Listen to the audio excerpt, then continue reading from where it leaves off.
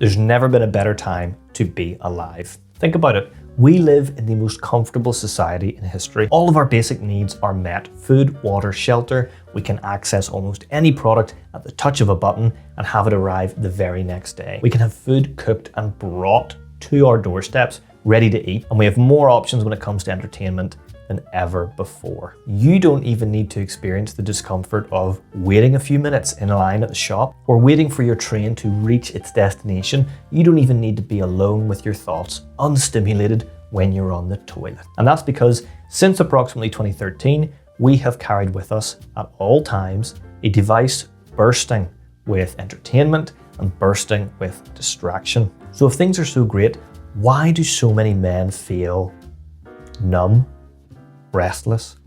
This feeling that they were meant for more than this life. Why is it that so many young men are addicted to video games and pornography, and yet at the same time, they find themselves compelled and naturally drawn to TV shows like Yellowstone, particularly 1923, 1889, those prequels, shows that center around characters who are from this pre-digital world. And they work really hard, often physically demanding jobs, masculine jobs, with few luxuries and modern amenities. There's a lot of suffering in their lives. And we seem to yearn to replicate some of that. Life was tougher for them than it was for us, no doubt. But what draws us in is that their lives were also seemed more meaningful, more fulfilling, well-lived. If you felt that feeling, that pull, let me know down in the comments below. Now, the cause of all this was, of course, predicted almost 100 years ago by Aldous Huxley in his book, Brave New World. So some of you may already be familiar with this dystopian novel. It's usually discussed in the same breath as books like 1984 and Fahrenheit 451. But I must say, Brave New World was my favourite of the three. Because although at first glance, the future society it describes sounds so alien, the deeper in you get, you start to notice the parallels. And it's uncomfortable because the book actually holds up such an accurate reflection of your own life. It sort of holds up a mirror. That's how it felt for me reading it. Now, in Brave New World, society isn't controlled by some Gestapo-like police force. Instead, it's controlled through pleasure and happiness. Soma is the drug of choice. In fact, alcohol and other drugs are noticeably absent from pretty much most of the book. I don't think anyone is really taking them. Now that is because they've been perfected by Soma. This is a drug that is taken in tablet form, and it's a state-issued drug. It acts like a pacifier, except for adults. It can make you happy, and it makes you calm. It suppresses pain, both emotional and psychological. It removes anxiety, sadness, anger, and it does all of this without causing so much as a hangover. The daily routine of an average person in the Brave New World looks something like this. They wake up and they go to work, and their job perfectly matches their caste and their conditioning, meaning that, it's not exactly fulfilling. It's not what they would love to be doing, but it's just stimulating enough to avoid boredom or complete dissatisfaction. Now, if you do feel a little bit dissatisfied with your job, just take some Soma. After work, the priority is to avoid being alone. Immediately, they will go to a Feely, which is sort of a virtual reality or augmented reality immersive film that has no real moral or meaningful storyline. It's more akin to like Love Island level entertainment. And if you're not enjoying it, just take some Soma. The next step is to go home with any woman you like, whether or not you're that attracted to them or know anything about them at all. After all, promiscuity is your civic duty, whereas emotional connection and monogamy would be considered antisocial behaviour. If the fact you only make small talk and then have sex bothers you, just take some Soma. And then you rinse and repeat, knowing that tomorrow will be completely identical to today. It's sort of like being stuck in a rut, except you're pacified to the point where you actually sort of like the rut. It's comfortable, just comfortable enough. Any attempt to get out of the rut, that would involve a little bit of discomfort, a little bit of dissatisfaction, so we better avoid that. Okay, enter John the Savage. Feels like they could have given him a better name, but it actually works perfectly for the story. You see, despite being labelled as a savage, due to growing up on a reservation outside of the Brave New World society. The funny thing is that the character of John is the closest thing to a normal human being that we see in the book, and I think he's meant to represent us. He comes from a place that looks closer to the society of the 19th century. They had religion, the nuclear family was still intact, and they didn't have soma, although they do have alcohol. And he's naturally very excited to see what society is actually like, but when he is brought to the Brave New World, that excitement soon turns to disgust.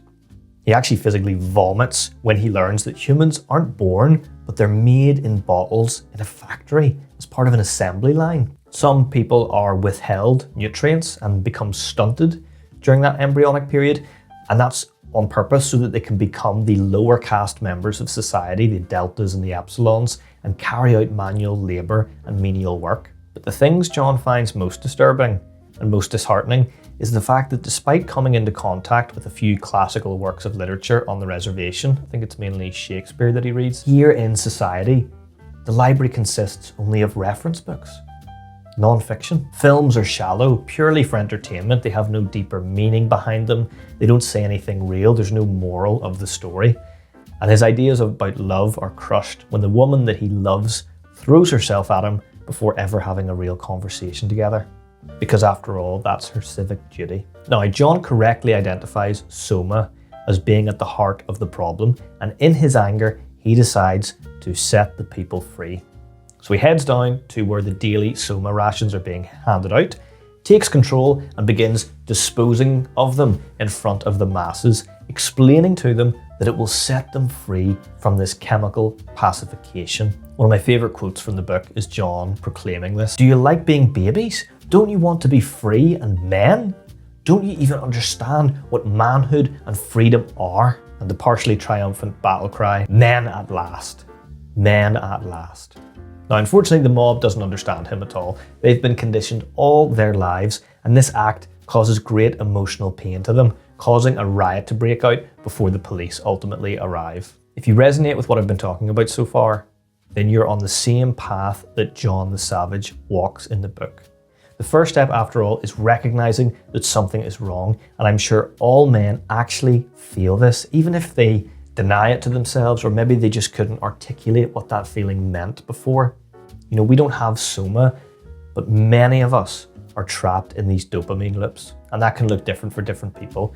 It can be junk food, doom scrolling, gaming, pornography, and we feel like we can't break free. And when we give in, we can feel the pacification. If you're addicted to these things, time can just slip by, days, weeks, months, years. We wonder, are we still going to be like this when we're 18, 20, 30, 40? And yet there is a glimmer of hope. Every so often, we stumble upon someone, real or fictional, doesn't matter, who proves that there is another way to live.